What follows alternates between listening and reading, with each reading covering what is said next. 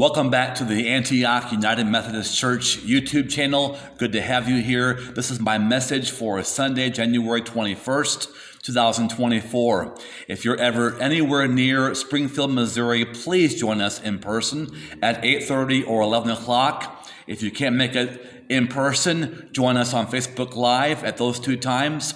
I promise you'll be warmly welcomed and you will be inspired by the message and the music. The topic of this video is God is still writing your story. Trust the author.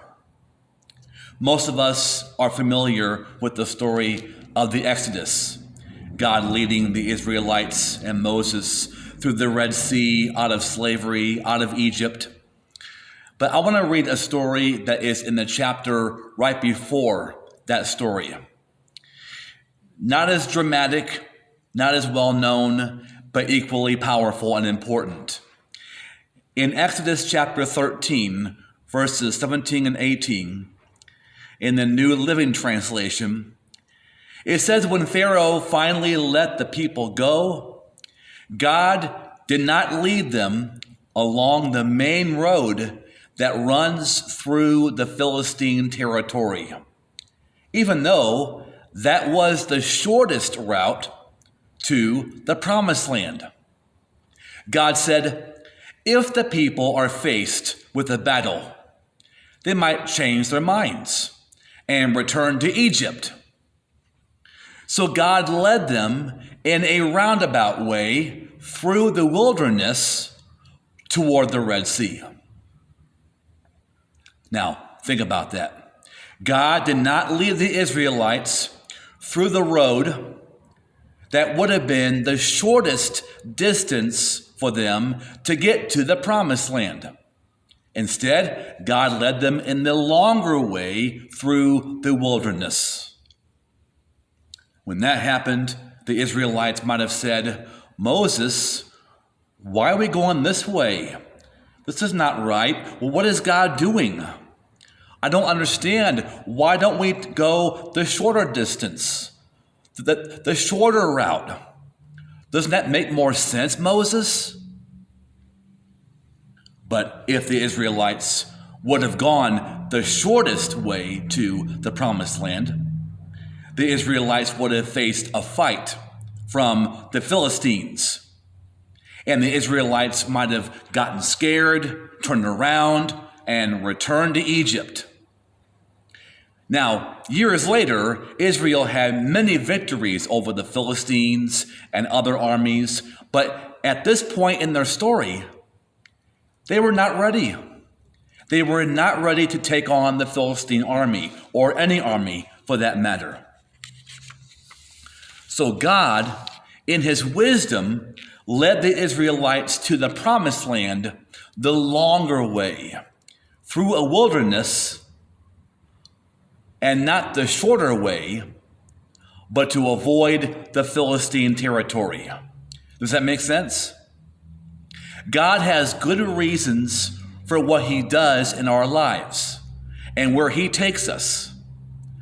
But I'll bet at that time, many Israelites questioned this. Why can't we take the shorter way? I don't want to go through a wilderness. Why are we going the longer way for? This doesn't make any sense. Which leads me to your life. You don't always know why some things take longer than expected. You don't always know why your life goes in the direction that it goes. You don't always know why God is leading you through a certain path in life. But we have to trust God's guidance even when we don't understand. When you're trying to get a new job or advance in your career or achieve a goal or recover after surgery, or if you have your own business, get more customers to come. And it takes longer than expected. As long as you're praying, as long as you're staying in faith, you can rest assured and trust that God will get you to where you need to be. God will get you to where you need to be. But we always want to know, when's it going to happen? When, God, when? When will I have more customers to my business? When will I be able to lose that weight? Go on that vacation? When's it going to happen? How long will it take for me to recover after surgery? How long will this take? How long will that take? When will I find the right one to marry? We all want to know the times and dates of things. Even the first Christians. Acts chapter 1, verses 6 through 8. After the resurrection of Jesus, in Acts 1, verse 6, it says that when the apostles, the first Christians, were with Jesus, they kept asking him, Lord, has a time come for you to free Israel and restore our kingdom? That was the expectation for the Messiah. That the Messiah, Jesus, would drive the Roman occupation out of Israel and allow Israel to be its own independent nation state, which it is right now. That was the expectation of the Messiah. So they were saying, has the time come? Is it going to happen now? Notice it says in the New Living Translation that they kept asking him. There was urgency. They wanted to know. I get it. They were tired of paying taxes to Rome. They were tired of King Herod and Caesar Augustus and the Roman government ruling their land. Who can blame them? In Acts 1, verse 7, he replied, the Father alone has the authority to set those dates and times, and they are not for you to know. But you will receive power when the Holy Spirit comes upon you, and you will be my witnesses, telling people about me everywhere, in Jerusalem, throughout Judea, in Samaria, and to the ends of the earth. So, in effect, he was saying, you don't always get to know the dates and times of when things happen. But you'll have the power, the Holy Spirit power, to get you through life, to enable you, empower you, equip you to make it through while you're waiting, while things take longer than expected. When I was in seminary, graduate school, many of my fellow seminary friends and I applied for ordination in 1997. Most of them got approved, except for me. So that year, I got to watch many of my friends get ordained without me. That was very heartbreaking, as you can imagine. I didn't understand why. 2 years later, when I got ready to graduate, I was ordained. I don't know why it took longer for me, despite the explanations that I was given. But I was learning to trust God, and I'm still learning to have faith when things take longer and I don't understand. To hang in there, to have faith, to trust God even when the journey gets longer than expected. When those times come in your life, that's when you got to say, oh, well, God, I trust you. Say it with me. Oh, well, God, I trust you. No one likes delays.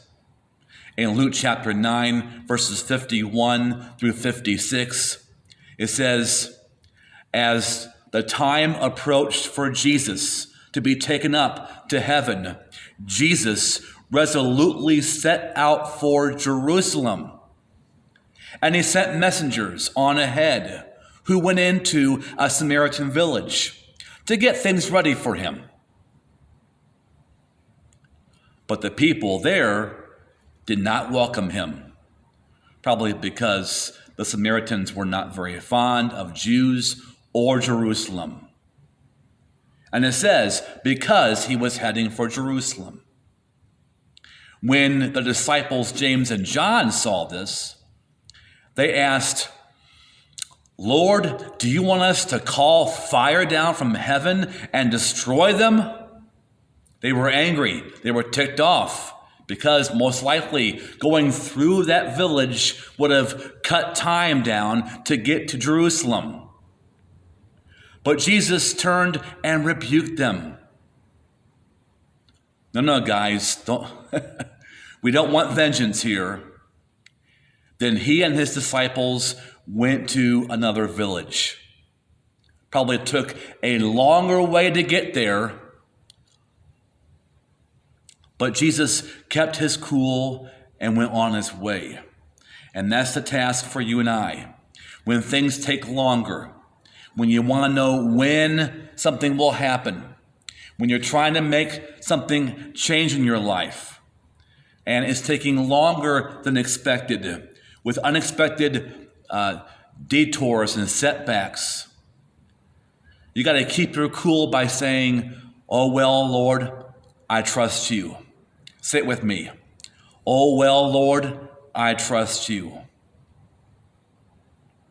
I love being the pastor of Antioch Church Family, but it took me a long while to get here. See, I was ordained in 1999, and I didn't come here until 2007, the summer of 2007. So we got to miss the ice storm at this time in 2007. Sorry, I wish you would have missed the ice storm of 2007. But after 4 enjoyable years in our first 2 churches, my family and I then went to one church for just 6 months, and then to another for just 3.5 years. And then we came here in 2007. And I would have loved, looking back, I would have loved to have skipped over those 2 churches that we were at just for a short time and just come here sooner. But for whatever reason, that did not happen. Again, when that happens, you got to say, oh, well, God, I trust you.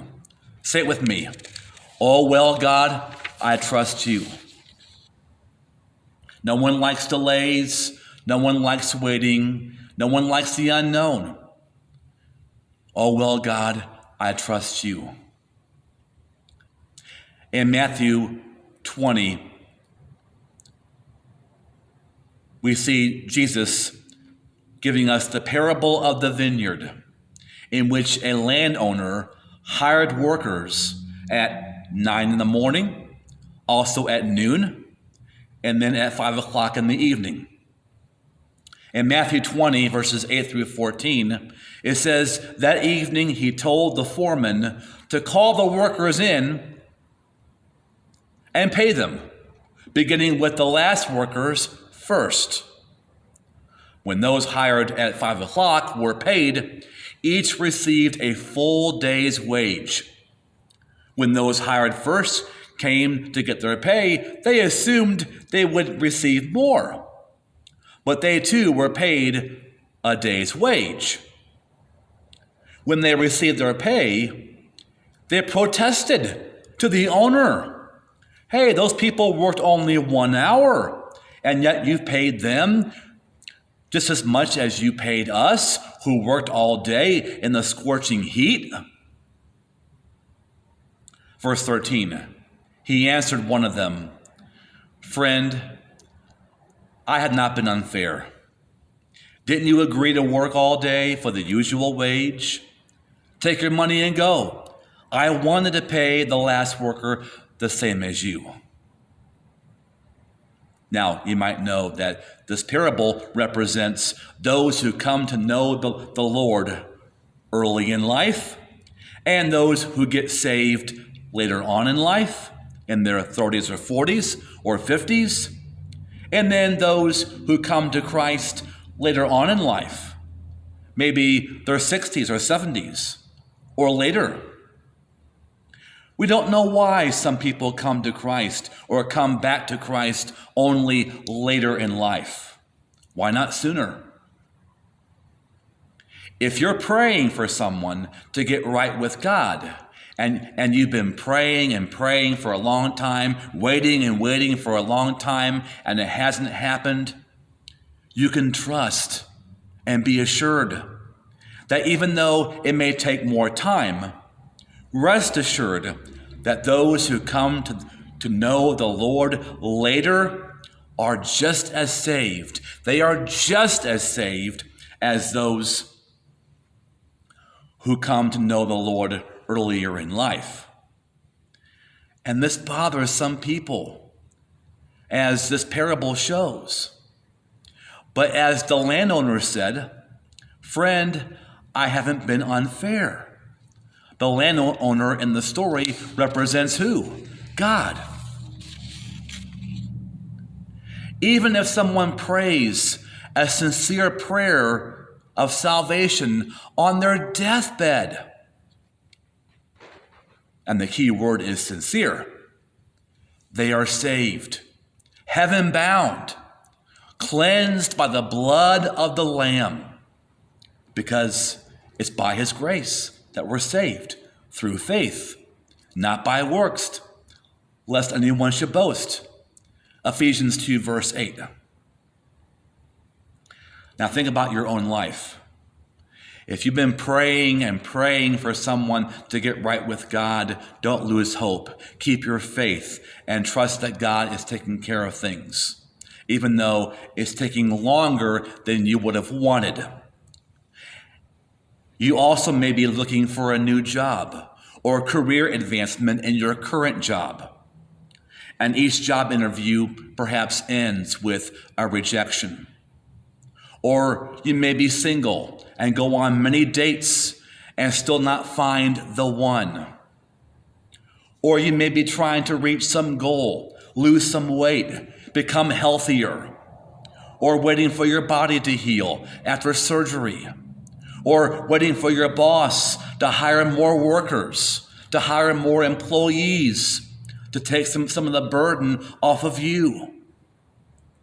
And you might be getting tired, discouraged, wondering, God, what's going on? God, I've been praying. God, why is it taking so long? God, when's it going to happen? When is it going to happen, Lord? Trust and know that God will get you to where you need to be. God has more in store for you in 2024.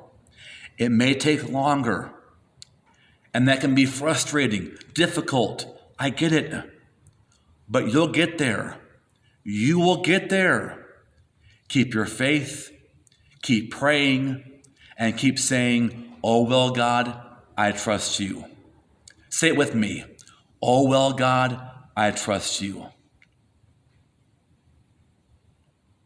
Thank you for watching. If you enjoyed this, please give a like to this video, subscribe to this channel, and I'll be back here next Sunday, next Friday, most likely, to give you the next message that I have for you the next Sunday. The next message in this series, which is going to be Sunday, January 28th, will be on this channel on the 26th. Will be a sequel in which I'm going to take a look at Exodus chapter 14 and what the Exodus Moses story tells us. Until then, God bless, keep the faith, and love your life.